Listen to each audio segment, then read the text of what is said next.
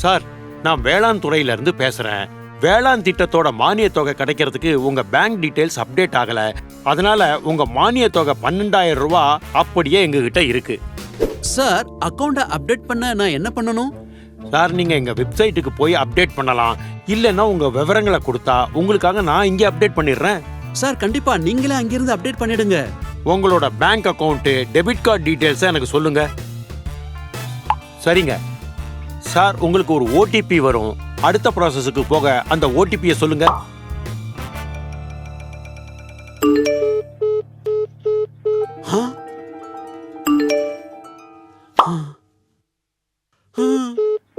ஐயோ, என்னை ஏமாத்திட்டாங்க. கவனமா இருங்க. சமூக நலத்திட்டங்களில் பேரில் நடக்கும் மோசடிகளில் ஏமாறாதீங்க. செய்யுங்கள்.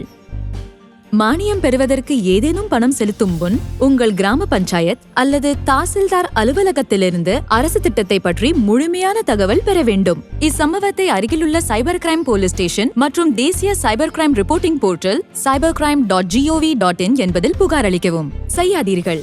அழைப்பின் போது மானியம் தொடர்பான எந்த தகவலையும் நம்ப வேண்டாம். தகுதியான பயனாளிகளின் தரவு ஏற்கனவே மாநில அரசிடம் உள்ளது. உங்கள் மாவட்டம் அல்லது கிராம பஞ்சாயத்தின் பொது சேவை மையத்தில் உங்களை பதிவு செய்த பின்னரே அரசு உங்களுக்கு பலன்களை வழங்குகிறது. உங்கள் ஓடிபி அல்லது வங்கி கணக்கு தகவலை யாரிடமும் பகிர வேண்டாம்.